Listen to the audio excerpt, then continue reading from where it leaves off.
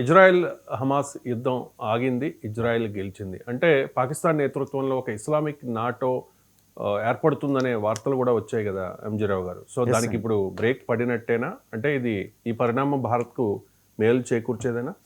Yes అండి. ఇప్పుడు రీసెంట్‌గా ఈ 2 సంవత్సరాల యుద్ధ కాలంలో అంటే ఇజ్రాయెల్, హమాస్ 2 సంవత్సరాల సుదీర్ఘ యుద్ధ సమయంలో ఇజ్రాయెల్ ఎళ్లి ఎన్నో ఇస్లామిక్ కంట్రీస్ మీద దాడి చేసింది. అందులో ఈ ప్రధానంగా చెప్పవలసింది రీసెంట్‌గా అది ఖతార్ మీదే అటాక్ చేసింది. ఖతార్ అనేది ఏంటంటే అరబ్ నేషన్స్ అంటారు. అది ఒక సున్నీ నేషన్, అరబ్ నేషన్. ఈ అరబ్ ఖతార్ అంటే పక్కనున్న యుఏఈ, అదేవిధంగా సౌదీ అరేబియా, బహ్రెయిన్, కువైట్లని ఒక 7 అరబ్ కౌన్సిల్ ఉంటుంది. గల్ఫ్ కోఆపరేషన్ కౌన్సిల్ అని అరబ్ దేశాలన్నమాట.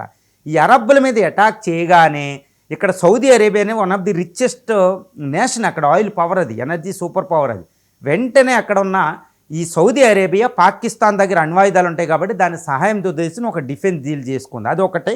తర్వాత ఈ పాకిస్తాన్ సజెషన్ ఇస్తే entire organisation of Islamic countries 57 దేశాలు ఒక ఇస్లామిక్ నాటోగా ఏర్పడదాం అంటే అక్కడ నాటో, యూరోప్లో ఉన్న నాటోలో ఆర్టికల్ 5 ప్రకారం ఒకళ్ళ మీద అటాక్ చేస్తే అందరి మీద అటాక్ చేసినట్టు వాళ్ళు భావించి అందరూ కలిసి యుద్ధం చేస్తారన్నమాట శత్రువు మీద. ఇలాగే ఇస్లామిక్ నాటోగా ఏర్పాటు చేసుకోవడానికి పూనుకున్నారు. ఎందుకు అంటే ఇజ్రాయెల్ అరబ్ వరల్డ్ మీద ఇది ఇస్లామిక్ కంట్రీస్ మీద అటాక్ చేయడంతో ఇంకా తప్పనిసరిగా వాళ్ళు ఒక ఐక్యత అనేది వచ్చింది. ఈ ఐక్యత నాటో అనే ఒక కూటమికి దారి తీయబోతుందన్నమాట, ఇస్లామిక్ నాటోగా. ఇప్పుడు ఈ హమాస్ ఇజ్రాయెల్ యుద్ధం ముగిసింది. ఈ హమాస్ యుద్ధం ముగియడానికి ఈ అరబ్ వరల్డ్లో ఉన్న 6 దేశాలు కూడా ఈ ట్రంప్ ప్రతిపాదించిన 20 పాయింట్ ఫార్ములాకి వాళ్ళు అంగీకరించారు. వాళ్ళు కూడా సపోర్ట్ చేశారు. హమాస్ మీద ఒత్తిడి తీసుకొచ్చి ఇంకా యుద్ధ విరమణకు ఒప్పుకో, నువ్వు చేసింది చాలని వాళ్ళు కూడా హమాస్ను ఒప్పించడం జరిగింది. 2 రోజుల్లో గుర్తుపెట్టుకోవాలి.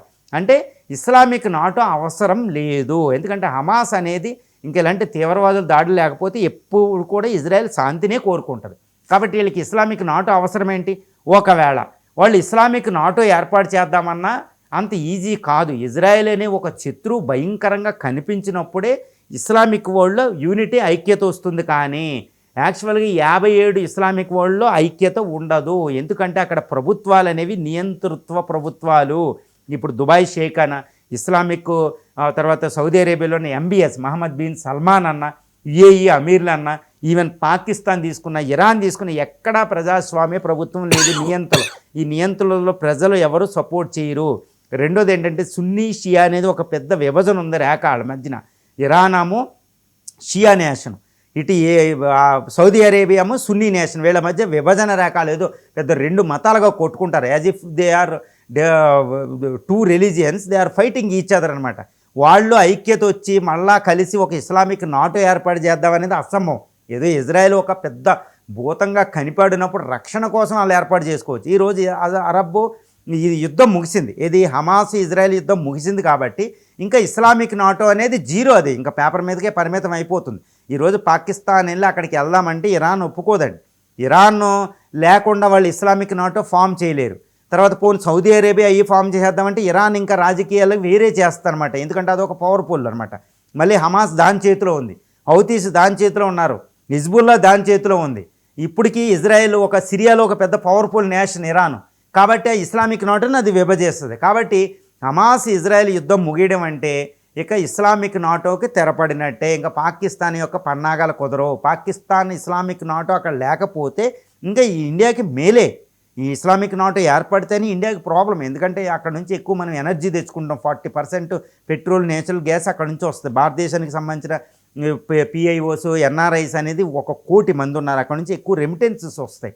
అక్కడ శాంతి అనేది మనకు చాలా ఇంపార్టెంట్. ఇస్లామిక్ నాటో అక్కడ ఇస్లామిక్ వరల్డ్లో ఒక నాటోగా ఏర్పడితే అందులో పాకిస్తాన్ అణ్వాయుధాలు, పాకిస్తాన్ కీలక పాత్ర పోషిస్తే మన భారతదేశానికి చాలా తీవ్రమైన ప్రమాద హెచ్చరిక. ఇప్పుడు ఇజ్రాయెల్ హమాస్ యుద్ధం ముగియడంతో ఇస్లామిక్ నాటోకు కూడా తెరపడింది. ఇది భారతదేశానికి చాలా చాలా మెరుగు. ఒక రకంగా ఈ పాలస్తీనా, ఈ ఇజ్రాయెల్ యొక్క శాంతి ఒప్పందానికి ఇండియా సపోర్ట్ చేయడం వెనకాల కూడా, బెంజమిన్ నెతన్యాహుని ఒప్పించడం వెనకాల కూడా మోడీ గారు ఇస్లామిక్ నాటోకి తెరపడించడానికి, అంటే ఎండ్ చేయించడానికి. ఇక పాకిస్తాన్ ఆగడాలు సాగవు కాబట్టి ఇంకా పాలస్తీనాలో ఎటువంటి ప్రాబ్లం ఉండదు. కాబట్టి పాలస్తీనా మనం సపోర్ట్ చేస్తాం కాబట్టి ఇంకా ఎట్టి పరిస్థితులు ఇది భారతదేశానికి చాలా చాలా పెద్ద మేలని మనం చెప్పుకోవచ్చు.